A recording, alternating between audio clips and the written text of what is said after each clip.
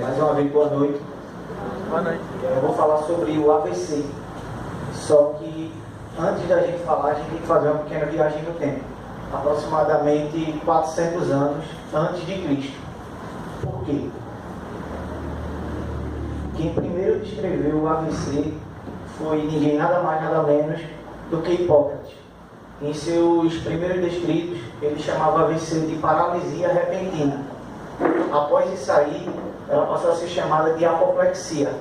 Apoplexia é uma palavra que advém do grego, que significa atingido violentamente.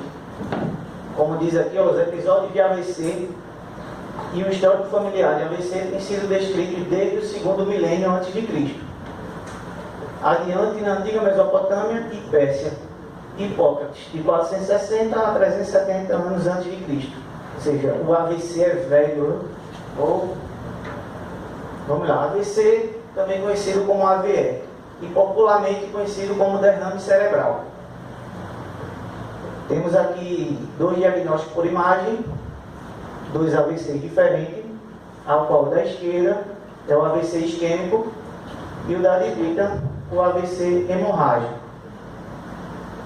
O AVC isquêmico, ele é responsável por mais ou menos 80% dos AVCs.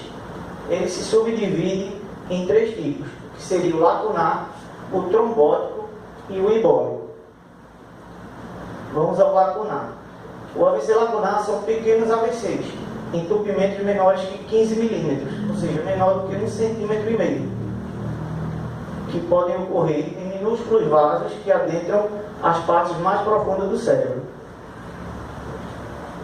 Já no AVC trombótico, ele é o mais comum, 40% dos AVCs, e é causado pela aterosclerose, ou seja, a trombose cerebral.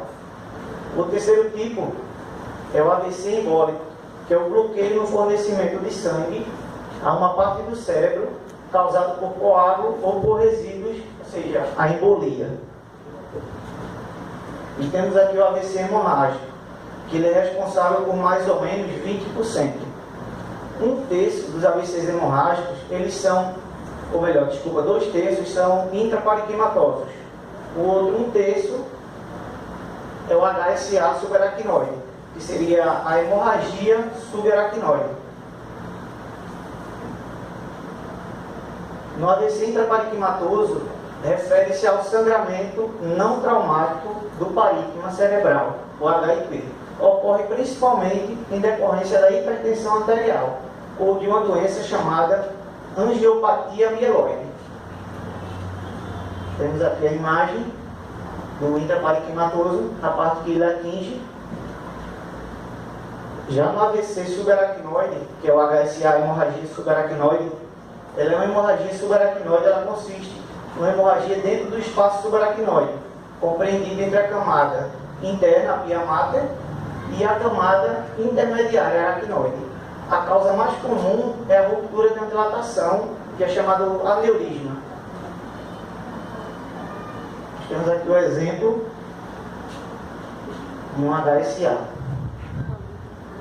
Já outro, muito raro, ele chega a ser mais ou menos 1%, que é o TVC, que é a trombose venosa cerebral, que ela também é caracterizada como um AVC. Já na trombose, a obstrução deste fluxo sanguíneo através de um coágulo nas veias da cabeça leva ao aumento da pressão sanguínea dos vasos sanguíneos imediatamente antes da obstrução. Qual a diferença da TVC?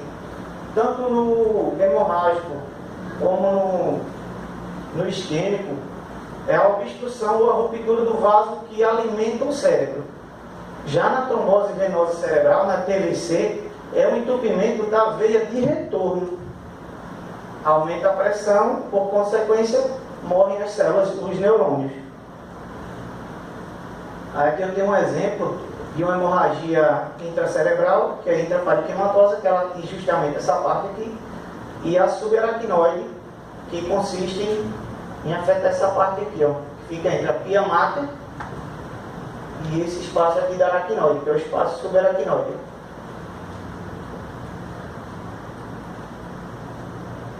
Eu trouxe aqui essas imagens para vocês perceberem melhor na hemorragia intraparenquimatosa. e na subaracnoide. Tem esse desenho, e aqui nós temos as fotos reais, para a gente perceber aqui a diferença. Já os sintomas, a gente pode perceber que quando, digamos que o derrame ele atinge o hemisfério esquerdo do cérebro, o paciente vai começar a apresentar problemas do lado direito, justamente por causa desse cruzamento aqui, ó, dos nervos. E os sintomas podem variar: de astenia, atonia, hemiplegia, hemiparesia, perda de visão, visão dupla, vestígio, dislalia, movimentos incomuns, incontinência urinária, desequilíbrio e quedas, síncope. E dependendo do AVC, a cefaleia ela pode chegar em coisa de minutos, do nível 3 ao nível 10 rapidamente. E temos aqui o tratamento, para a gente perceber que quanto mais ágil e mais eficaz o tratamento, vai ser melhor a resposta do paciente. Por quê? O atendimento especializado em uma unidade, ele aumenta a chance de recuperação em 14%. Já os medicamentos que dissolvem o coágulo, os trombolíticos, eles aumentam a chance de um bom resultado em até 30%. Temos também a trombectomia, que é o tratamento de extração mecânica de um coágulo, que aumenta a chance de um bom resultado em mais de 50%. Nós temos aqui o exemplo da oclusão, o antes e o depois. Já consegue ver a diferença, né? E aqui a retirada de um coágulo, mecanicamente. Já no AVC hemorrágico, via cirúrgica, é feita uma trepanação, ou seja, é extraído um pequeno pedaço do crânio para poder acessar o cérebro e tentar bloquear esse sangramento. Já é bem mais invasivo. E principalmente, você tem que se tratar para evitar passar isso aqui, porque uma das causas mais comuns no AVC é a pressão alta. Ou seja, controlando sua pressão, você já está excluindo um dos fatores de risco. E aqui, ó, segundo estudos internacionais, 90% dos casos estão associados a fatores evitáveis, ou seja, coisas que você pode evitar no dia a dia ou pode instruir alguém que você conhece para evitar. Que é não fumar, não consumir álcool, não fazer uso de drogas, manter a alimentação saudável, manter o peso ideal, beber bastante água, praticar atividades físicas, manter a pressão sob controle e manter a glicose sob controle. Aqui temos os fatores de risco, que vão desde histórico de doença familiar, doenças do coração, sedentarismo, que é a doença do século XXI, né, o sedentarismo hoje, diabetes, para as mulheres também é o uso de anticoncepcionais, álcool e drogas, hipertensão arterial, tabagismo, colesterol, idade e sexo. Por que idade e sexo? 80% dos AVCs são registrados em pessoas com mais de 65 anos. Ou seja, estão mais propensas a ter AVC em pessoas com mais de 65 anos. Principalmente homens e da raça da etnia negra. Aqui, como identificar os sinais de AVC, que seria sorriso, abraço, mensagem. Por quê? Você pede para a pessoa dar um sorriso, ela não vai conseguir, que uma das metades do corpo dela, do rosto dela, vai estar paralisado. Um abraço, você pode pedir para ela te dar um abraço ou levantar o braço. Ela vai ter dificuldade justamente porque esse lado dela vai estar paralisado ou com falta de força. Mensagem, você pode pedir para ela repetir uma mensagem, porventura ela vai ter dificuldade em falar justamente por causa dessa paralisia. E o de urgente para você chamar imediatamente o SAMU. E aqui nós temos o vírus.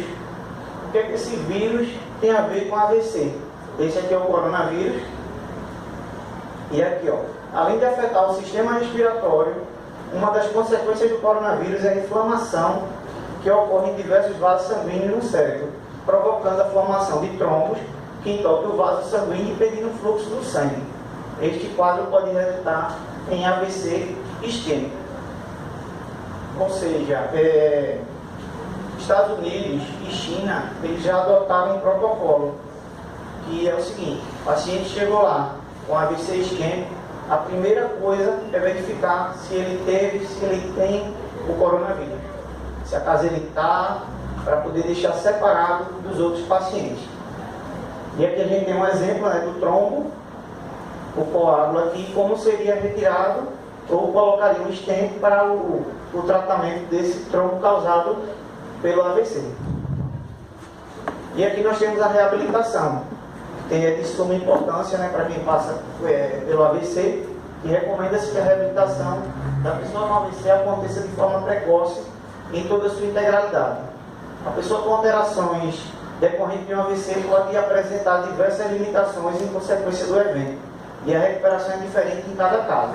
O tratamento médico imediato, associado à reabilitação adequada, pode minimizar as incapacidades, evitar sequelas e proporcionar ao indivíduo retorno o mais breve possível às suas atividades e participações na comunidade.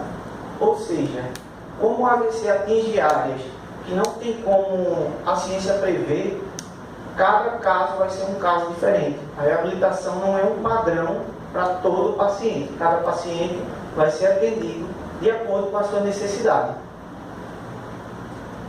E temos aqui o papel da terapia da fala na AVC, que é de suma importância. Muitas pessoas, como eu andei pesquisando, muitas pessoas não dão muito valor a essa questão da terapia da fala, dão mais valor à terapia de movimento. E aqui a gente pode ver que ela é de papel, ela tem um papel fundamental com diferentes formas de se comunicar, a transmissão e compreensão de mensagens, fortalecimento dos músculos da fala e manobras de deglutição e alteração de consistência. Ou seja, o paciente ele vai passar a ter funcionalidade, desenvolvimento de competências e vai ter uma melhor qualidade de vida. Também incluído nesse meio do tratamento está a musicoterapia.